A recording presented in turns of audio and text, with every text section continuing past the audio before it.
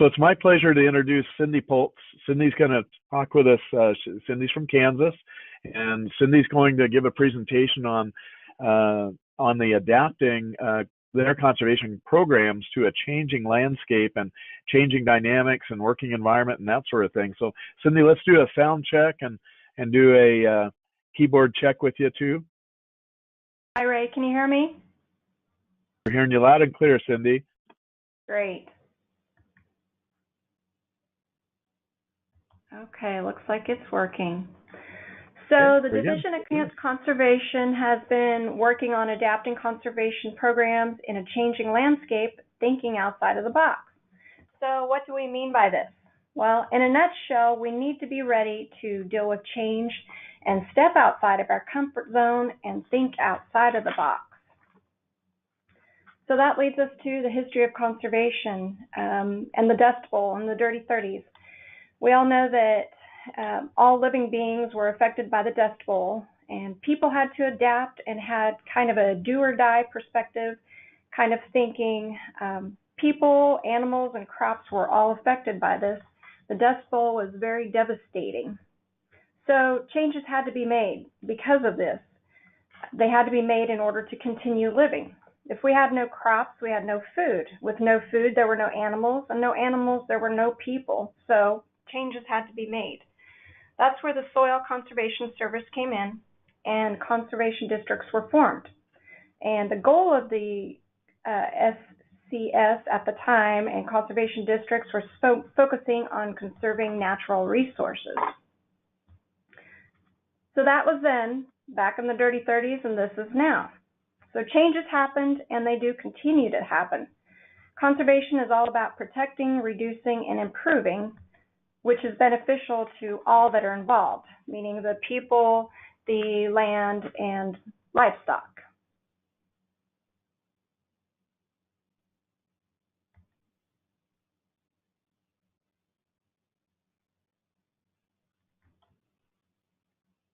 Okay, so cost share programs that are inside the box per se at the Division of Conservation are Water Resources Cost Share Program and the Non-Point Source Pollution Control Program, or NPS. So thinking in terms of inside the box is traditional, boring, safe, trustworthy, and reliable, which is the NPS and Water Resources. These cost share programs have worked for years, and they're still going strong. Both are fairly traditional in most states as well. So our Water Resources Cost Share Program protects and/or improves water quality, reduces soil erosion, improves water use efficiency, improves wildlife habitat, and soil health as well. Some examples are erosion sediment control, irrigation water conservation, pasture rangeland practices, as well as riparian area protection and enhancement, rural fire protection, and wetland development restoration. So with our NPS program, this provides technical and financial assistance, provides cost share to landowners, and also provides soil health education funds to the districts. This program is also very important and helpful. Some of the examples are livestock waste system, on-site wastewater system, pasture and rangeland management, nutrient management, sediment control, abandoned water well plugging, and others. So, do good things. Well, the DOC Water Resources and NPS programs are examples of here's the money, go do good things. So what's wrong with this? Well, we need to make sure that we're covering all the bases and reaching out to all that are really needing something and not just wanting something. Okay, so next that takes us to what is new to us at the Division of Conservation. Well, we're thinking outside of the box. We're creating non-traditional programs in a traditional programs type of world, being spontaneous, adapting to situations, moving away from the here's the money, go do good things analogy, and striving to find more needs than wants. Our version of thinking outside of the box is not boring, risk-taking, not the normal, and out of the ordinary. So here we go with out with the old and in with the new, starting with the Sediment and Nutrient Reduction Initiative, which replaces the current Water Quality Buffer Initiative. Why the switch? Well, the buffer program was time-consuming. The administrative work was overwhelming. This is simpler than the previous program. There's a one-time payment, and the practices are the same, though. With this program, the eligible areas contain 2 tiers for the priority enrollment, and there's just a one-time incentive payment as opposed to the 10 or 15 years previously with the buffer program. This is just a map showing the 34 HUCs, the hydraulic unit code on the first release of the program. Here's just a couple of pictures, other examples of the results of planting these buffers with trees and wildflowers. Okay, this leads us to another new initiative that we have, the Riparian Quality Enhancement Initiative. The goal of this initiative is to reduce livestock contact with surface water, and we actually just recently rolled this out. This is given to greater projects that do more good than just wanting to start a new practice. Here are a few pictures pertaining to this initiative with the wetland development and riparian buffers. Another initiative that we have most recently started is the Kansas Reservoir Protection Initiative, which was specifically targeted at 4 reservoirs strictly to reduce the amount of sediment in those reservoirs. This is a map showing the 2 tiers for that initiative. So adapting to change and hitting the curveball. Well, through my presentation, it may seem like initiative is the new word here at the Division of Conservation. Developing new initiatives is our way of adapting to change and hitting those curveballs that come our way. And the saying I have here, it is not the strongest or the most intelligent who will survive, but those who can best manage change. That is a quote by Charles Darwin, which is pretty much sticks to what we're doing here.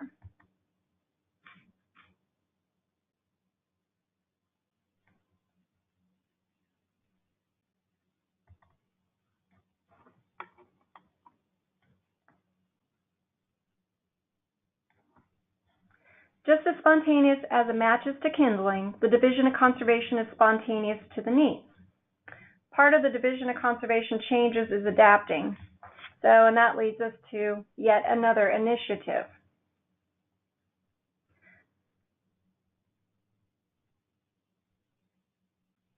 The Kansas Wildfire Cost Share Initiative, which we started back in 2017, was created as a result of the 2016 Anderson Creek wildfire and the 2017 Kansas Starbuck wildfire.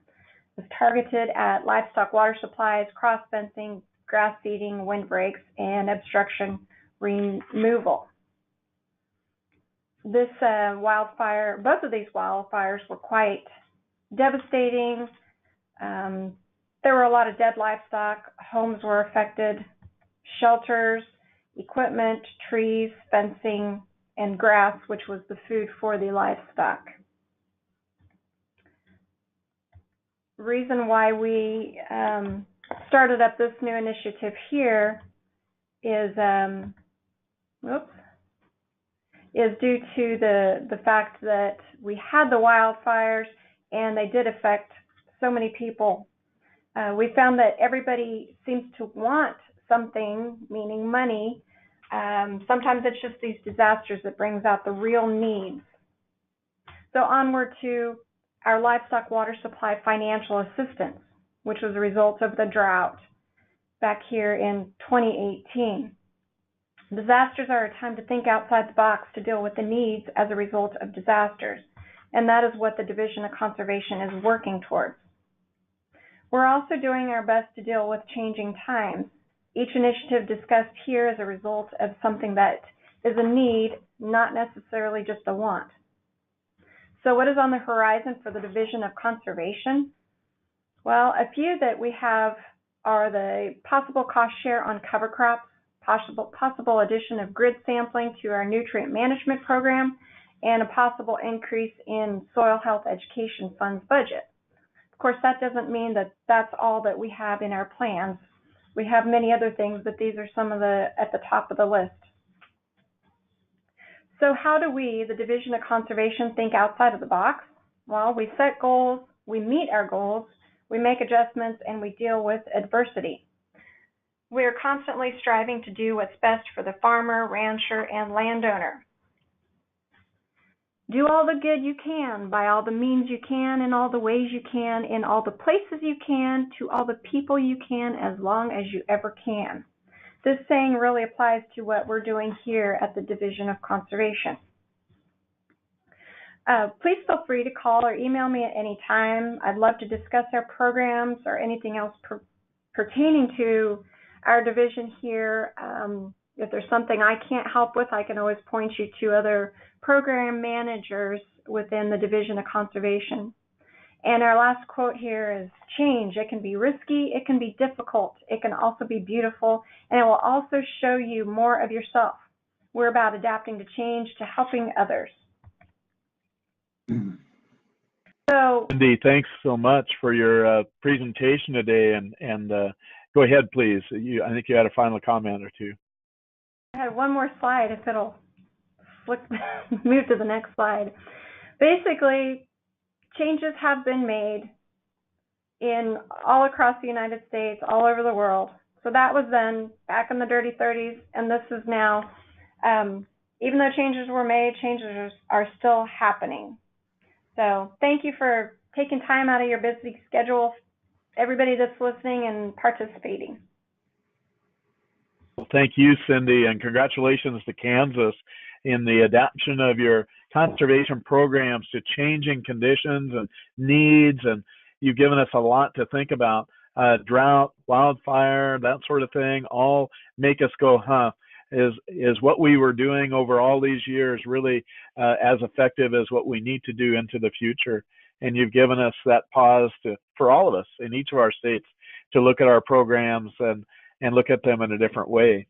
I do have a question or two that came up, Cindy. So did the incentive payments for landowners to enroll in CRP affect their CRP payments within the Farm Services Agency? Okay, could you repeat that again, please? Did the incentive payments for landowners to enroll in CRP affect their CRP payments with the FSA or Farm Services Agency?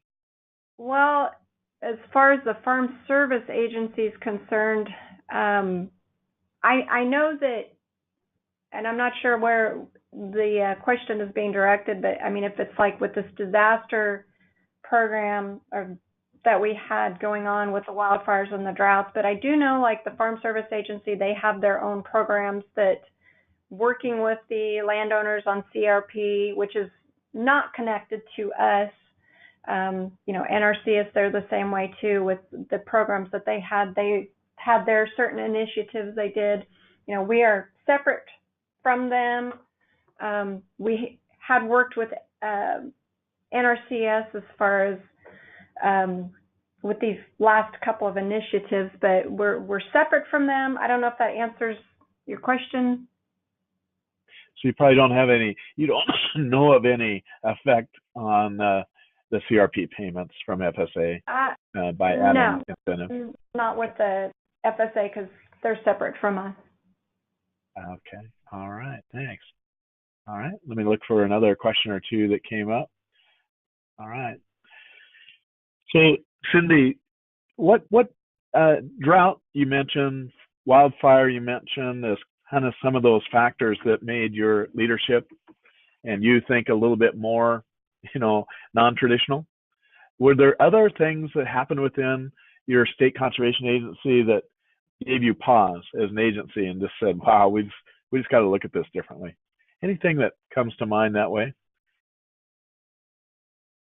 I think those were the two main ones because they were emergencies. They had to be, we had to help out somehow. We had to help the landowners, the ranchers, and the farmers with their land and with their livestock, which is also what FSA did as well, and NRCS. I mean, we all wanted to help them because they were helpless, basically. I mean, when you have a wildfire that wipes out, everything that your cattle are eating, all the grass and all the fencing and everything, where do you start?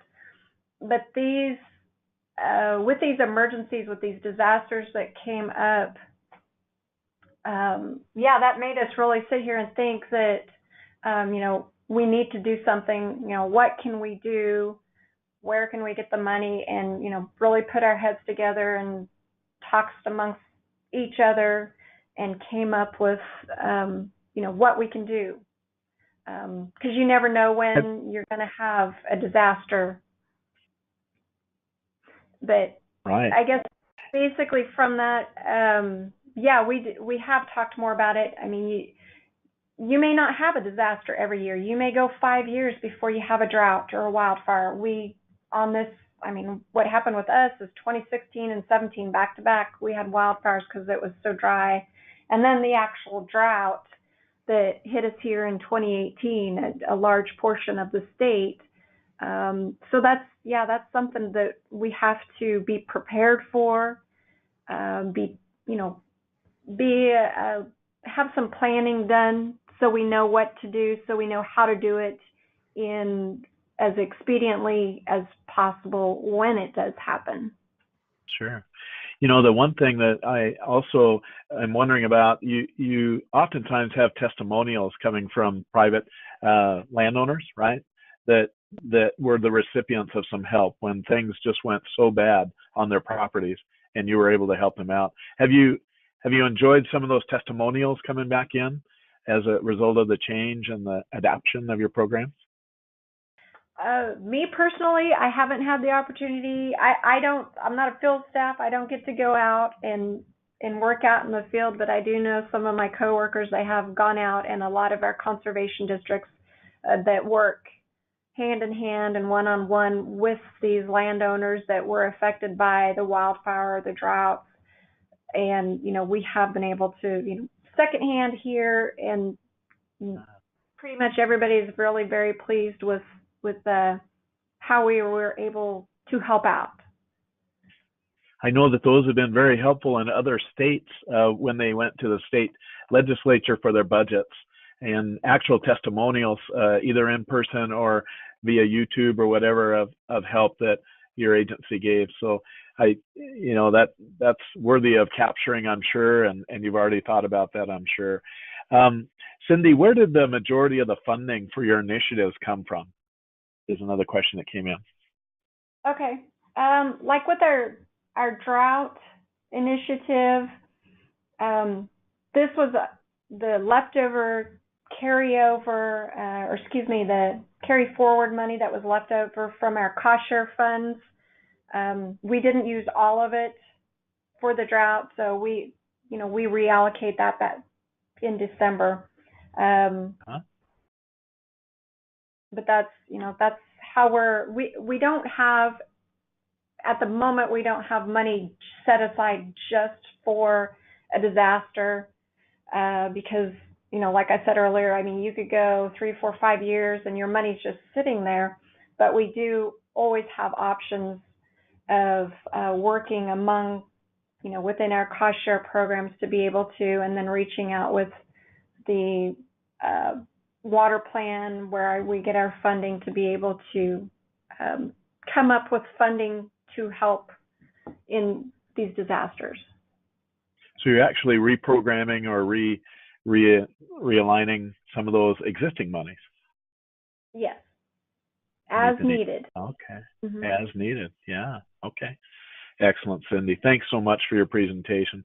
We'll leave you unmuted and loop back to you in just a bit.